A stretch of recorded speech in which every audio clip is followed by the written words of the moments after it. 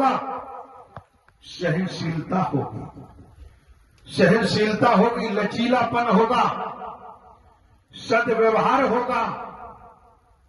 ये निश्चित मानो, क्योंकि जो वचन मानता है, सेवा कर्म करता है, उसके पास सद्व्यवहार होता है और ईमानदारी निष्ठा होती है, और यही सबसे बड़ी साधना है। इस समय आप देख रहे हैं आम के जो पेड़ वृक्ष हैं, उनमें आम के फल लगे हुए हैं।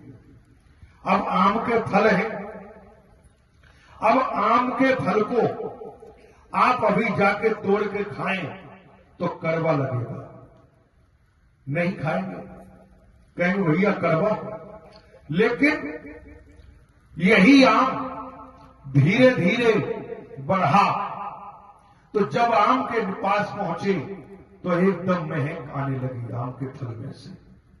तो आम का फल जिस समय फूल से फल बना, उस समय उसमें कठोर था, कड़वापन था। लेकिन जैसे ही वो बड़ा आकार हुआ और थोड़ा थोड़ा पकना शुरू हुआ, तो कड़वापन दूर हो गया और जो कठोरता थी वो भी दूर हो गई, लचीला हो गया। उसके बाद तीसरी अवस्था पैदा हुई फल के अंदर, पूरा फल पक गया, बिल्कुल लचीला। जैसे ही फल के पास गए, बढ़िया सुगंध आ रही है, खुशबू आ रही है। तीसरे रूप में जाके फल पहुंच गया, तो पकने के बाद लचीला भी हो गया और खुशबू आने लगी, सुगंध आने लगी। फिर मन करने लगा कि इस फल को खाएं तो आनंद आएगा। पहली अवस्था फूल से फल बना, फल में कठोरपन था। दूसरी अवस्था जब थोड़ा पकने लगा, तीसरी अवस्था में जब फल पहुंच गया, तो वही फल जिसने खाया आत्मा तृप्त हो गई, आनंद आ गया फल खाके। इसी तरह ये जीवन है, इसी तरह जीवन है। जब सत्य का साथ में आए, मन में अहम था, कठोरता मौजूद थी, बुराइयां भरी पड़ी थी, वाणी में भी कड़वाहट थी जुबान में। लेकिन सत्य का साथ किया जिसने ईमानदारी से, तो कड़वाहट दूर शुरू हो गई। जो कठोरता थी हृदय में, वो दूर हो गई। दूसरी अवस्था में पहुंच गए, लचीलापन आ गया, भाषा में मधुरता आ गई।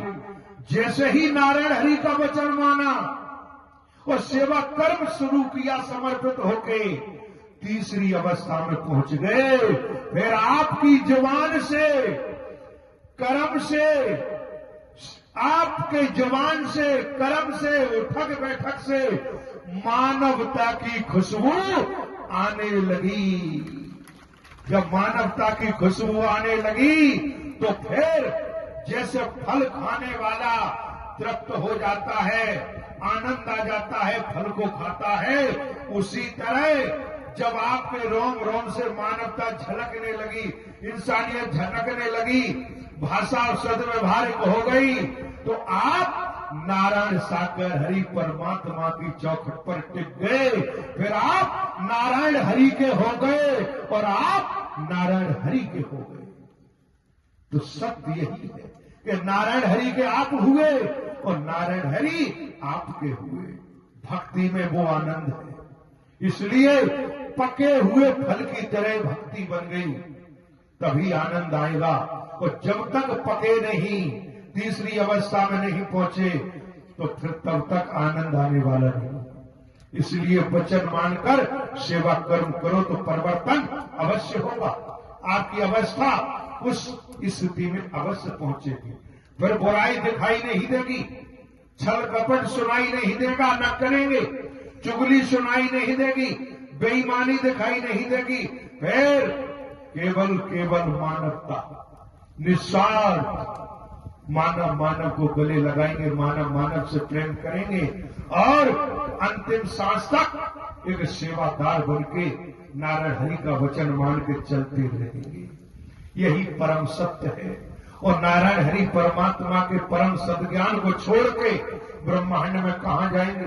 कहां जगह मिलेगी? कहां ठिकाना मिलेगा? कहीं जगह नहीं, तलाश करके देख लेना पूरे ब्रह्मांड में।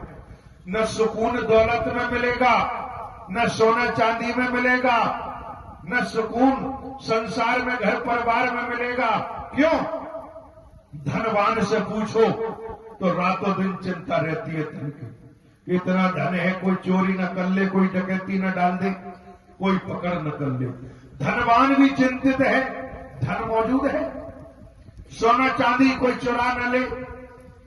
तो आप सोच लीजिए, रातों दिन सोने चांदी में सुकून नहीं मिला। बेटा बेटी परिवार मौजूद है, रातों दिन कलह मौजूद है। तो रातों दिन कलह में भी रातों दिन चल रहा है। तो घर परिवार मिल गया, लेकिन कलह मौजूद है, तो घर परिवार में भी सुकून नहीं है, सोने चांदी में भी सुकून नहीं है, धन में भी सुकून नहीं है। तो भैया सुकून कहां मिलेगा? तो कहा नारायण हरि का वचन मानो तो सुकून ही नहीं, परम सुकून मिलेगा। सत्य की कमाई करो, सत्य के धन में, सत्य की कमाई में परम सुकून है। और जिसके पास सत्य का धन है, जिसके पास सत्य का खजाना है, तो सोच लीजिए, जिसके पास हरि नाम धन होए, धनवंता वही होए। जिसके पास हरि का नाम रूपी धन है, उससे बड़ा धनवान तीनों लोकों में न कोई था, न है, न कभी होगा। इसलिए नफरत निंदा में मत डूबे रहो, द्वेष में मत डूबे रहो, क्योंकि गांठें बनी रही तो गांठें आप जानते हो कैंसर का रूप धारण कर लेती है। गांठें अच्छी नहीं होती हैं। कभी भी जब गए डॉक्टर के पास, डॉक्टर साहब से कहा कि डॉक्टर साहब हमारे गांठ मौजूद है, कि दिखाओ भैया कितनी गांठें मौजूद है। चाहे एक गांठ हो चाहे 100 गांठें हो, गांठ तो गांठ होती है। तो डॉक्टर साहब भी देखते हैं, जब अल्ट्रासाउंड किया, एक्सरा किया, तो MRI की, तो उन्होंने कहा कि भैया ये गांठें ठीक नहीं होती है, अभी तो प्राइमरी स्टेज है, पहली स्टेज है, इन गांठों का इलाज करा लो। इन गांठों का इलाज नहीं कराया, एक गांठ है आज, दूसरी बन जाएगी, तीसरी बन जाएगी, बढ़ती चली जाएगी, और पूरा गांठों से शरीर घिर जाएगा। फिर एक एक गांठ फूटना शुरू हो जाएगी। क्यों? वही गांठें समय पर इलाज नहीं लिया, डॉक्टर साहब की बात नहीं मानी, तो वही गांठें कैंसर का रूप धारण कर लिया। अब डॉक्टर साहब के पास पहुंचे, गांठा कैंसर का रूप धारण हो गया। डॉक्टर साहब बोले कि भैया अब इनका इलाज संभव नहीं। क्यों? क्योंकि प्राइमरी स्टेज पर, पहली स्टेज पर इलाज करा लेते तो दूसरी गांठें पनप नहीं पाती, तो गांठें मिट जाती, लेकिन इलाज नहीं कराया तो अब तो भैया जितने दिन हैं उतने दिन काट लो। आज सोच लीजिए, गांठों ने कैंसर का रूप धारण करवा दिया, जीवन बर्बाद कर दिया गांठों ने।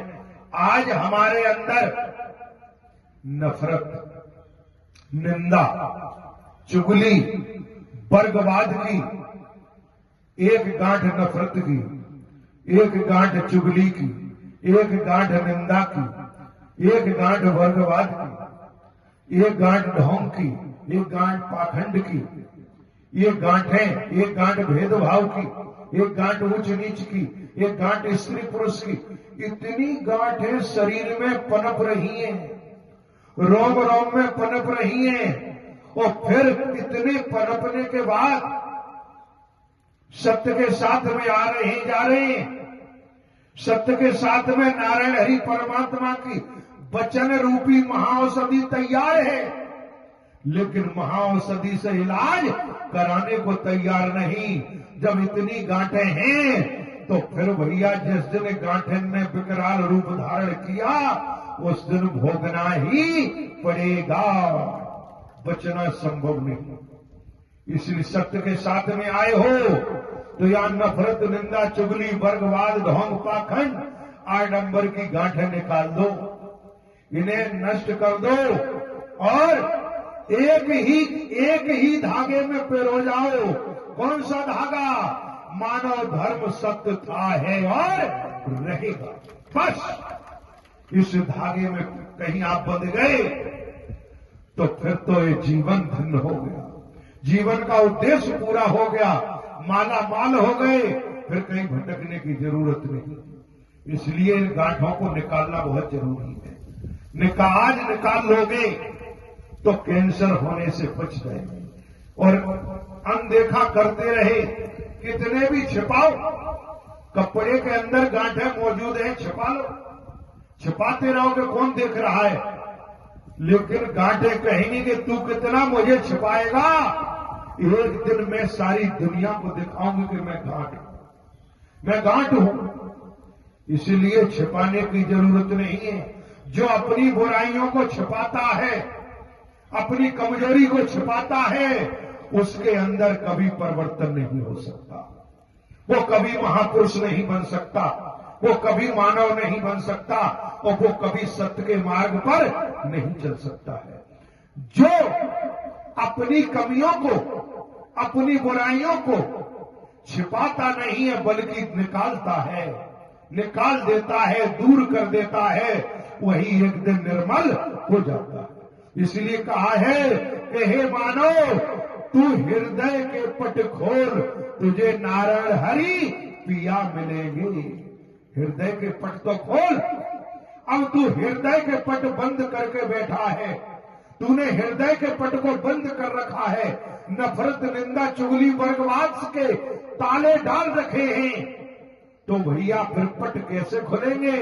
तो नारायण हरि ने उजागर किया कि मानवता भाईचारे की चाबी ले और पट खोल, तुझे खड़े अंदर हरि पिया मिलेंगे।